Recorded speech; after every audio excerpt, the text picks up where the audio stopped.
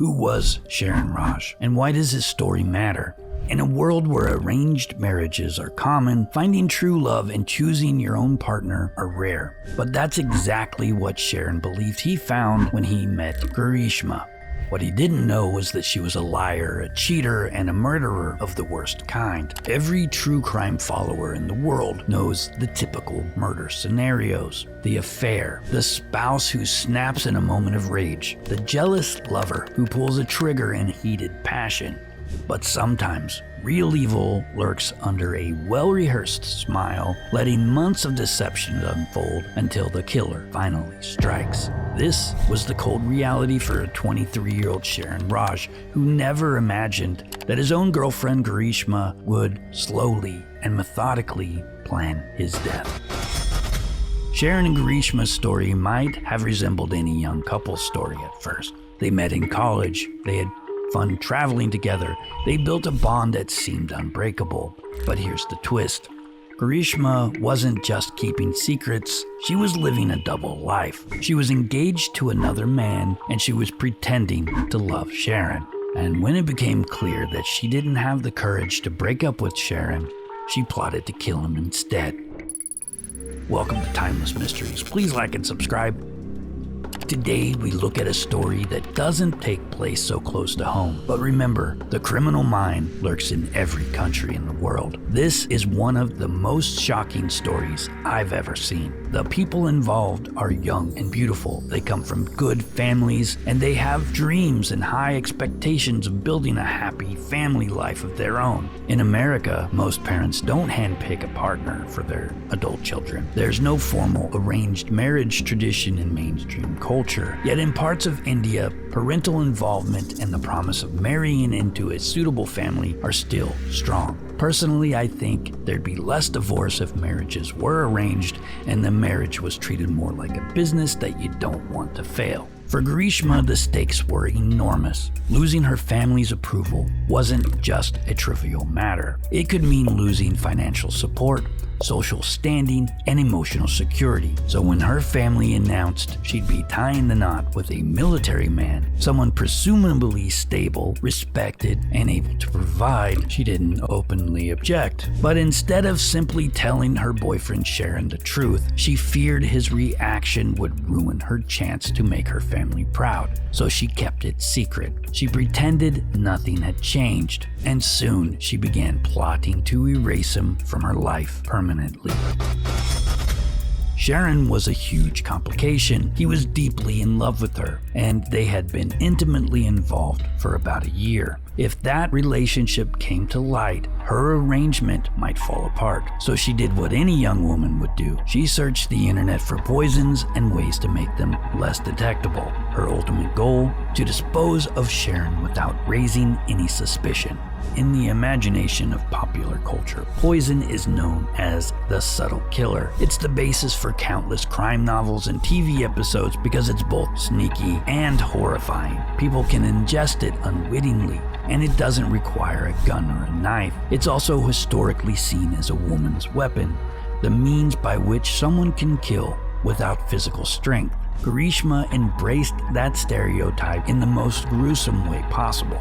Before landing on the herbicide paraquat, she used a common pain reliever called paracetamol. It's similar to Tylenol, mixing crushed tablets into Sharon's food and water. At one point, she even staged a juice challenge, coaxing Sharon to chug a mango beverage laced with dozens of these pills.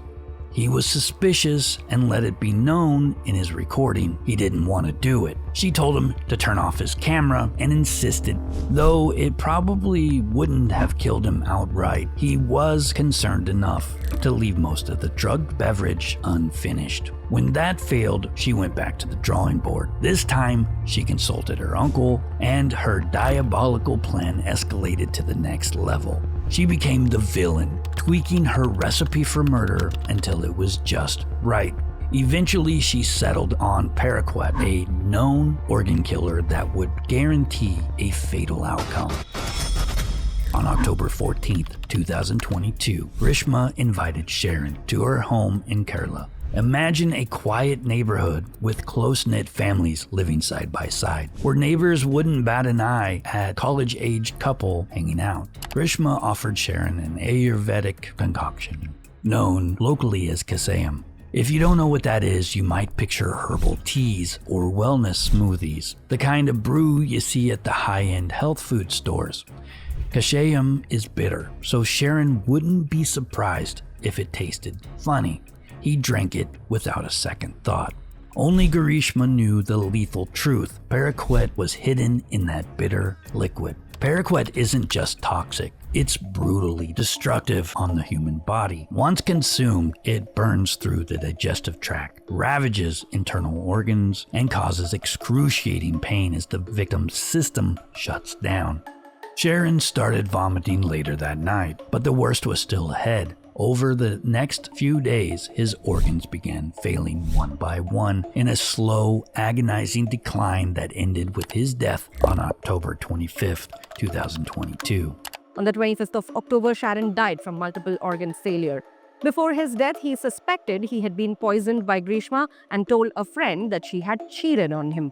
In all true crime tales, victims often have this moment where they have this clarity, this realization that if something happens to me, you gotta suspect this person. Sharon, in his final days, echoed that tragic pattern. Despite being gravely ill, he confided into a friend that he suspected Greeshma had poisoned him. He also mentioned that she had cheated on him, likely referring to the fiancée he'd only recently discovered she was scheduled to marry. But by the time he voiced his fears, the damage was done. Paraquat is relentless.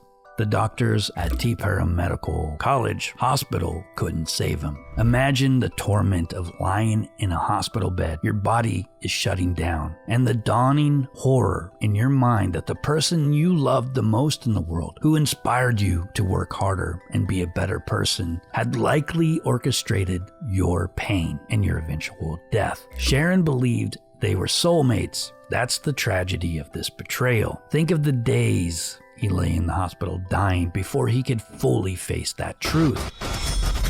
The reality crushed him more than any poison ever could. Saying it out loud was probably even harder than acknowledging it in his own mind. But Greeshma was counting on him not being able to wake up. Following his death, Sharon's family insisted it wasn't natural, pressuring the police to launch a deeper investigation. അത് തുടക്കത്തിൽ ഷാരോൺ തന്നെയാണ് പറഞ്ഞത് ഗ്രീഷ്മയുടെ വീട്ടിൽ നിന്ന് Frooti കുടിച്ചതിന് ശേഷം ഛർദിലുണ്ടായിരുന്നു. അപ്പോൾ അതിനെ തുടർന്ന് അവിടെ നിന്നാണ് സംഭവിച്ചതെന്നുള്ള കാര്യത്തിൽ ഉറപ്പായിരുന്നു. Within days, law enforcement found the incriminating digital footprints, including Greeshma's online searches about poisons and evidence of her earlier attempts at poisoning him. She confessed. This is a global high-profile case, so why isn't every major network dissecting her motives? Did she feel cornered by culture?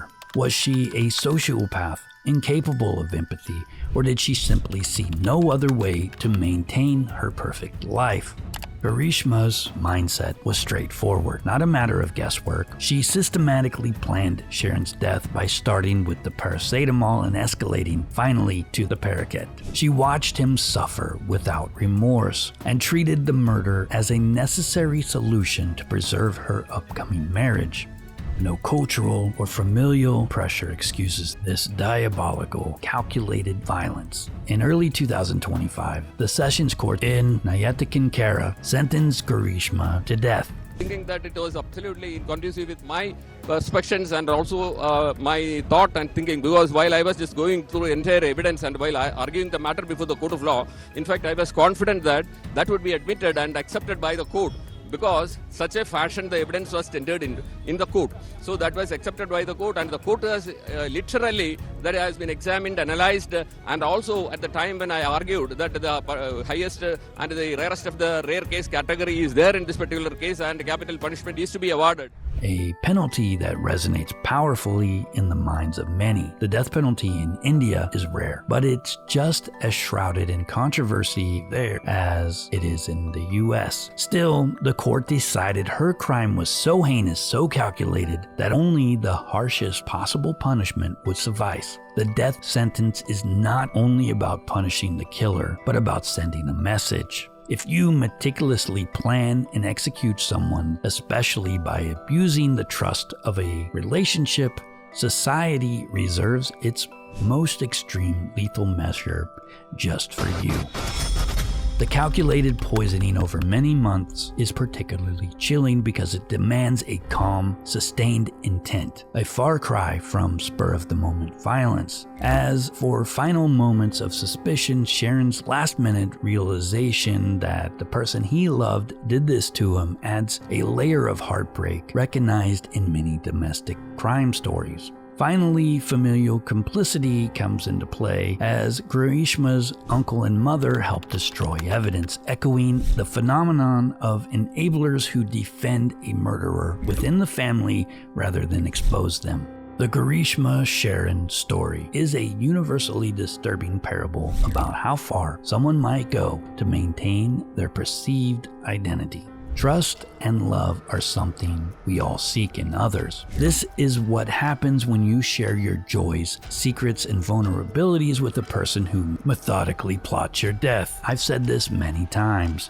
Evil can wear a familiar face. Sometimes these people lovingly offer you a comforting cup of tea. Would you suspect that it was poisoned? I wouldn't. It's always clearer after the fact that murder was coming. Only then do we see ways it could have been prevented. But can we see the warning signs in advance? How many times do we ignore red flags because we trust people closest to us? How often do we dismiss our own instincts in the name of love? Sharon never imagined that the woman he adored was slowly killing him, just as Greeshma never seemed to struggle with the fact that she was poisoning someone who blindly loved her. So what really drives someone to kill? Is it desperation, fear, or something even darker? An emptiness where empathy should be.